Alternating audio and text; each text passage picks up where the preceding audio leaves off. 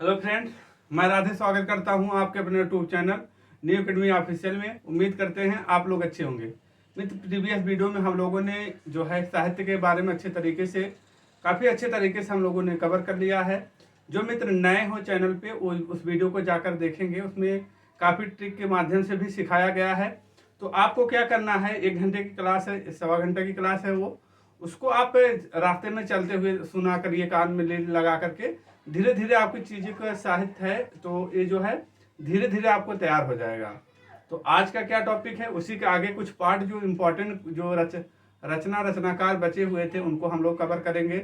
उसके यहाँ से जो है आप किसी भी एग्जाम की तैयारी करते होंगे तो इस टॉपिक से जो है एक क्वेश्चन जो बहुत इम्पोर्टेंट जो है यहाँ लिया गया है, यहाँ से जो है एक क्वेश्चन आने की संभावना रहती है। हिस्ट्री भी इससे रिलेटेड होता है, तो इसके उसको देखेंगे। और जिसे इसको भी देखेंगे, जैसे भक्तिकाल हुआ, भक्तिकाल को किन किन नामों से जाना जाता है और किसने नामकरण किया था, एक क्वेश्चन बनता है। 2 टाइप का यहाँ से क्वेश्चन बनता है कि मान लो भक्तिकाल को वीरगाथा काल किसने कहा, एक इस टाइप का क्वेश्चन बनता है, तो इसको कवर करेंगे। और जो है जो बहुत महत्वपूर्ण जो है एग्जाम में आते हैं क्वेश्चन, उसको कवर करेंगे। और जो बोलने में एक ही जैसे रखते हैं, जैसे हम कहें श्रृंगार से कुछ करके रस विलास, रस प्रबोध, ये सब किसके हैं, जो कंफ्यूजन होते हैं उनको यहाँ लिया गया है, उनको साथ में लिया गया है ताकि जो है आपका कंफ्यूजन ना हो। तो आइए हम लोग देखते हैं। अब जैसे इसमें पहले क्या देखना होगा, पहले तो इसको देख लीजिएगा, आदिकाल, भक्तिकाल और रीतकाल और आधुनिक काल। इसको हम पहले देखिए, इसी तरीके से आप लिखेंगे, जिस तरीके से हम बनाए हैं इसी तरीके से आप एक पेज में लिखिएगा। आदिकाल का जो है काल कितना होता है, 1000 से 1350 ईस्वी। अब इसी में 300 प्लस कर देंगे तो कितना हो जाएगा, 1350 से 1660 हो जाएगा। इसके बाद 1660 से 1650 से जो है 1880। इसके बाद आधुनिक काल हो जाएगा। 4 काल हैं।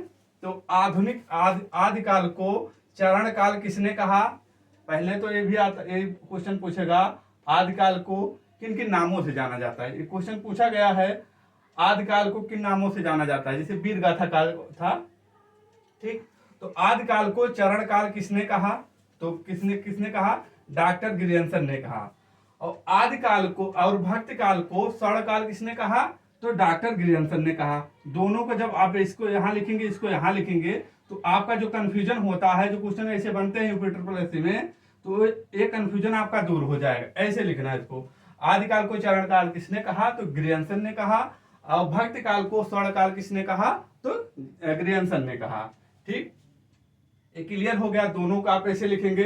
अब आदिकाल को प्रारंभिक काल किसने कहा, आदिकाल को प्रारंभिक काल किसने कहा, तो मित्र बंधु ने कहा।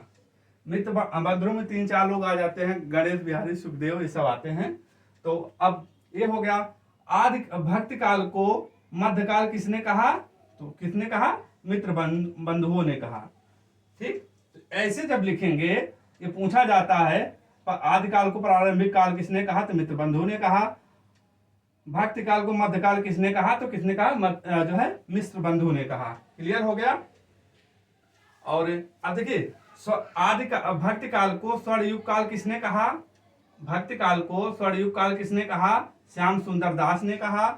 और जो है रीत काल को अलंकृत काल किसने कहा, तो श्याम सुंदर दास ने कहा। इसी तरीके से आप लिखेंगे, ठीक। ये हो गया, क्लियर हो गया। अब इसके बाद इस पे आते हैं वीरगाथा काल। वीरगाथा काल, अब आदिकाल को ऐसे पूछा था में, वीरगाथा काल किसे कहा जाता है, चारों में दे दिया था, आदिकाल, भक्तिकाल, रीतकाल, आधुनिक काल। तो आदिकाल जो है को जो है और किन नामों से जाना जाता है, तो वीरगाथा काल के नाम से जाना जाता है। किसने इसका नाम दिया था, तो किसने दिया था, आचार्य रामचंद्र शुक्ल ने दिया था।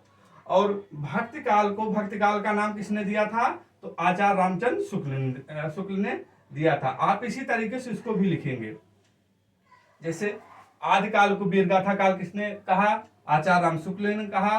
भक्तिकाल किसने कहा, तो आचार्य रामचंद्र शुक्ल ने कहा।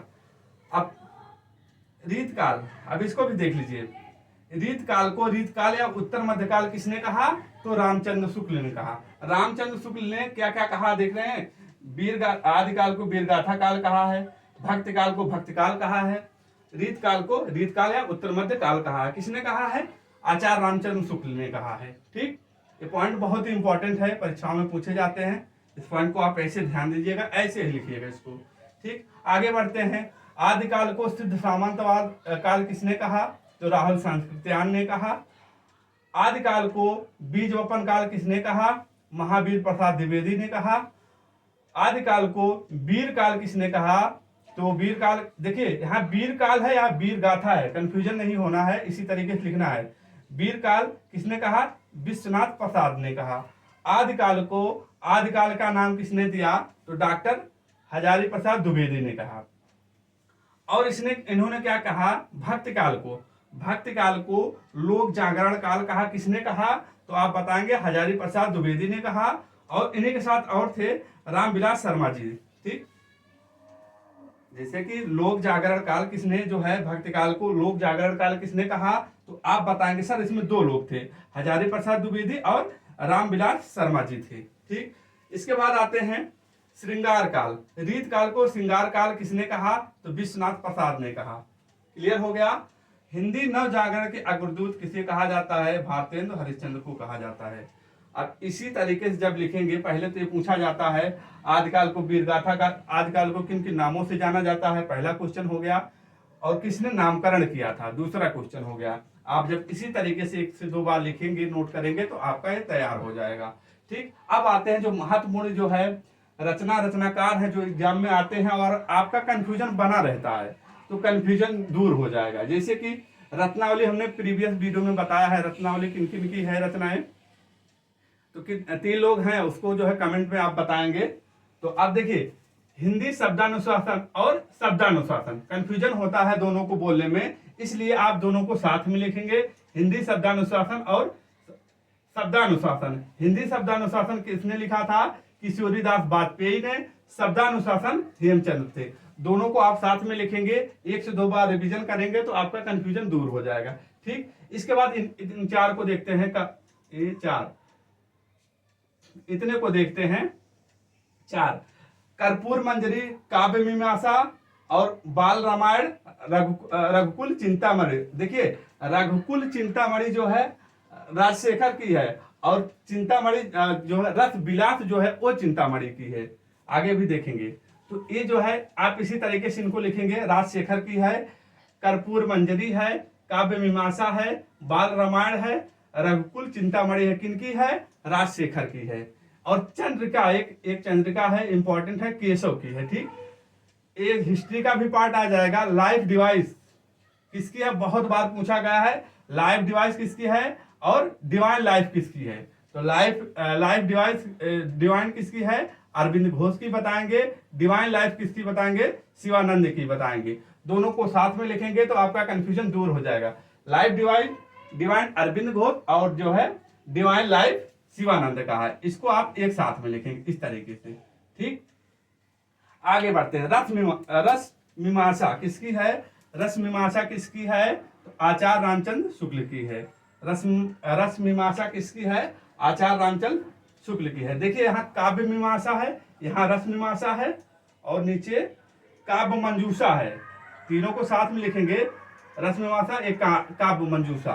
देखिए, काव्य मंजूषा राजशेखर की है, रस मीमांसा आचार्य रामचंद्र शुक्ल की है, काव्य मंजूषा महावीर प्रसाद द्विवेदी जी की है। क्लियर हो गया। आगे बढ़ते हैं। हर्षचरित कादंबरी बहुत बार पूछा गया है, किसका है? वाण भट्ट का है। सूर्य शतक किसका है? तो आप किसका बताएंगे? मयूर का बताएंगे। क्लियर हो गया। रत्नावली प्रियदर्शिका नागानंद किसकी है? हर्षवर्धन की है। ठीक, आगे बढ़ते हैं। शिष्या दर्शन किसकी है? गोरखनाथ की है।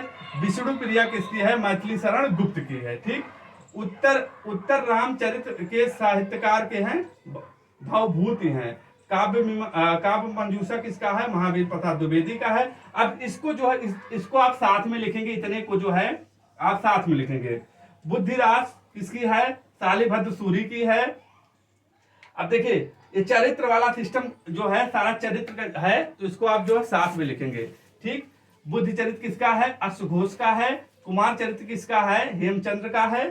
सुदान चरित्र किसका है? सूदन का है। कृष्ण चरित्र किसका है? भारतेंद्र हरिश्चंद्र का है। जब इसको जो है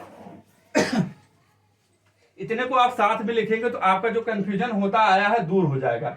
बुद्ध चरित्र अश्वघोष, कुमार चरित्र हेमचंद, सुदान चरित्र सूदन का, कृष्ण चरित्र भारतेंद्र हरिश्चंद्र का और चंडी चरित्र सिख धर्म के 10वें गुरु कौन है?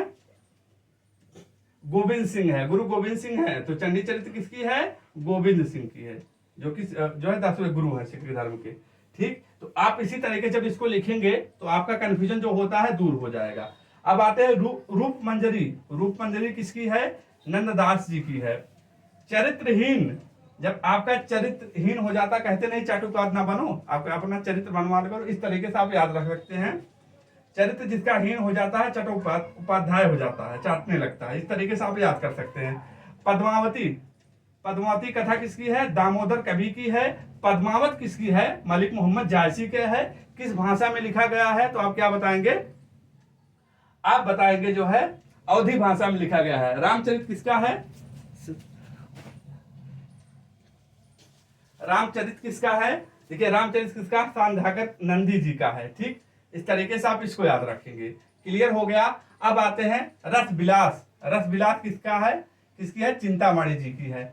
अब देखिए ये रस वाला सिस्टम एक साथ में रखेंगे आप, इतने को एक साथ में याद रखेंगे। रस विलास, रसराज, और रसराज किसे कहा जाता है आप कमेंट करके बताएंगे। और रसभूषण, रस रहस्य, रस प्रबोध। ठीक, इनको जो है साथ में आप जो है लिखेंगे। रसराज किसे जो है मतिराम ने लिखा था। रसभूषण याकूब खां की है। रस रहस्य कुलपत मिश्र की है। रस प्रबोध रसलीन की है। जात विलास देव की है। और इश्क लता किसकी है? घनानंद की। इंपॉर्टेंट है। चिंतामणि, देखिए आप देखो चिंतामणि क्या है? श्रृंगार मंजरी। श्रृंगार मंजरी देखिए ऊपर यहाँ दिख नहीं रहा होगा तो आप लिख लीजिएगा। काव्य निर्णय और काव्य सरोज। काव्य निर्णय जो है भिखारी दास का है और काव्य सरोज किसकी है? श्रीपति की है। चिंतामणि, श्रृंगार मंजरी। ध्वज देव की क्या क्या है? श्रृंगार बत्तीसी, श्रृंगार चालीसी, श्रृंगार लतिका। अब इसको आप इसी तरीके से लिख लीजिएगा।